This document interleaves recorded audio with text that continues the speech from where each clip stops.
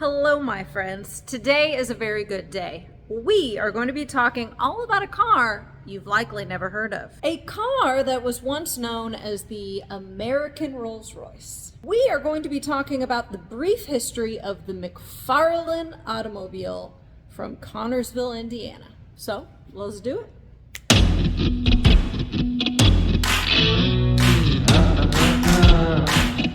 Naturally, we need to start with the McFarlan Carriage Company, which was founded in 1856 by John B. McFarlan. McFarlan had come over the stage at just the young age of 9. He was London-born, but with Scottish heritage, and that Scottish heritage will come to play in just a little bit. And now, just off the top of my head, I'm already thinking about Studebaker, who initially was a carriage company that turned into a horseless carriage company. Studebaker was founded in 1852. And also Auburn, which Auburn automobiles will pop up a little bit later in the timeline. But Auburn was originally Eckhart Carriage Company, founded in 1874. Can you think of any other American carriage companies that would later pursue automobiles? Now, let's get back to the timeline. It's 1909, and the grandson of the original John B. McFarlan, his grandson, Alfred Harry McFarlan, would see the future in horseless carriages, and he would found the McFarlan Motor Company in 1909. And just shortly in 1910, they would produce their first model. And the McFarlan Motor Company would hit the ground running. They would put 2 of their cars in the first year that they even introduced cars in the Labor Day races at the Indianapolis Motor Speedway. And those 2 cars would place top 5 in both heats. And just a quick note, 1910, that was the year before the inaugural Indianapolis 500, which they would put cars into the Indy 500, the inaugural Indy 500, but I'm getting ahead of myself. In the 1910 Labor Day races that they put 2 cars in at the Indianapolis Motor Speedway, the Indianapolis Star would publish of the McFarlan automobiles 200 miles without a stop, 200 miles in 183 minutes. Cool headline. And in 1911 and in 1912, they would put cars into the Indy 500. And they would finish. All right, 1911 was the 25th. They finished 25th. And 1912, they finished 19th, which finishing was more than half the battle those days. And who drove those cars in both 1911 and 1912 at the Indy 500? That was a gentleman named Mel Marquette. And I tell you what, I think people used to live more exciting lives back then, because Mel Marquette was not only a race car driver, he was also an aviator who worked alongside the Wright brothers. Pretty cool. Clearly, the McFarlan Motor Company proved themselves on the track, but now they were ready to prove themselves in luxury. With a focus on quality and luxury, they were producing probably about 200 or less cars a year. And in 1921, they would introduce their own engine, the fabulous twin-valve engine, capable of 120 miles per hour, featuring 18 spark plugs and a triple ignition. Now, remember I said their Scottish past would be significant? Well, on the McFarlan, on most McFarlan's motometer, it would feature a thistle, signifying their Scottish heritage. And a few of you might be saying, what's a motometer? Well, it used to indicate an automobile's radiator temperature. I have a really nice one right here. Boop. On this 1921 Dodge. In the 1920s, the McFarlan Motor Company earned themselves the reputation of being the American Rolls-Royce. They rightfully earned that with their quality and luxury combined. And I can't help but think, when talking about early American luxury, of the 3 Ps: Peerless, Packard, and Pierce Arrow.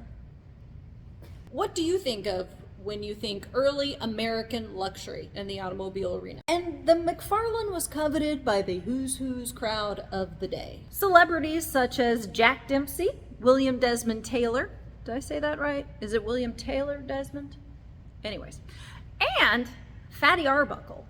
And I gotta tell you, so I ended up going into a little bit of a rabbit hole regarding Fatty Arbuckle. He he got totally screwed in kind of a hashtag Me Too witches hunt scandal. Kind of sucks for him. Anyways, Google it.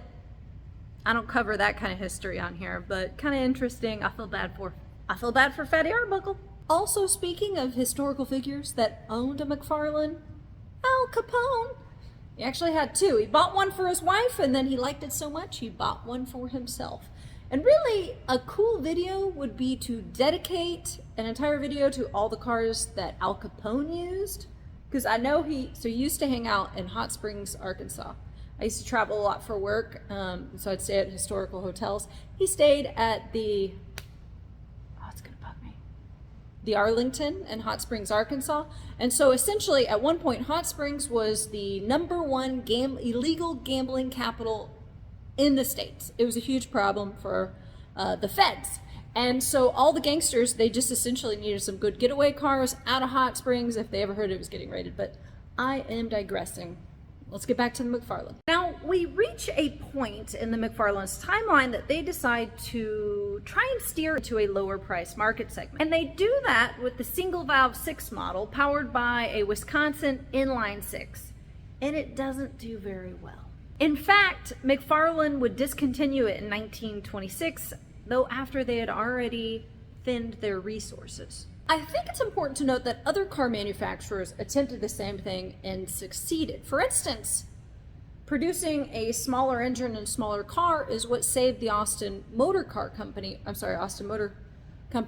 And they basically saved themselves with the Austin 7. And I could go into a whole tangent on the Austin 7, but I'm not going to do that.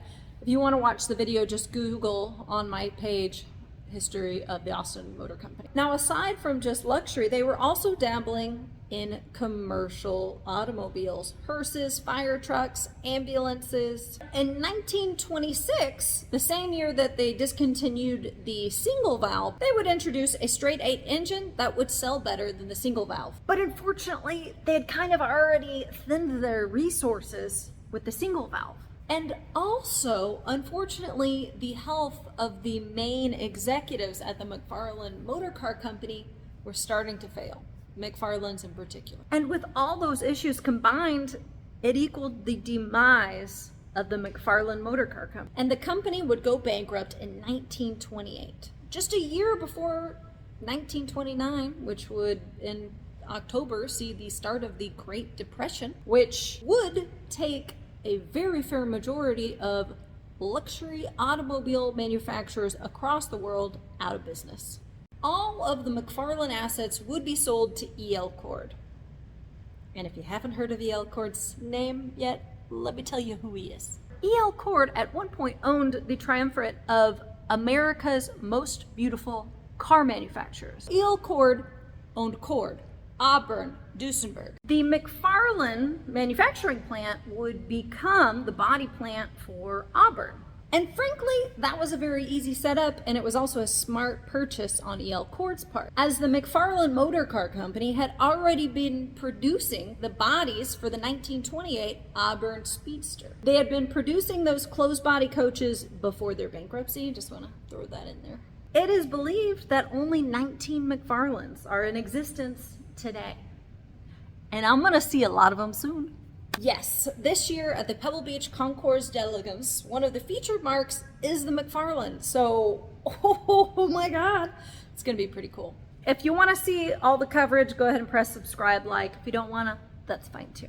But I am super excited to see him in person. On a side note, I have seen a McFarlan before at the Harrah's collection, aka it's now known as the National Automobile Museum. I saw a 1925 twin valve town car there, and that was a trip I took about 7 years ago. So I think they still have it, and it's one of the best things you can do in Reno, Nevada. So if you're in that area, you want to see a lot of other great cars, because it was packed. Spent an entire day there. Anyways, that's where I know you could see one if you're not going to Pebble Beach. So I think we're done. I think I've talked your ear off all about the McFarlan. What did you think about the history of the McFarlan? Do you think Fatty Arbuckle was innocent? Because I do. What other car companies attempted to enter a lower priced market segment and failed. What other early American luxury car companies can you think of that I didn't already mention? What should my next video be? All right, guys, I am officially done. I'm gonna go have a beer. Can't wait for it. Bye.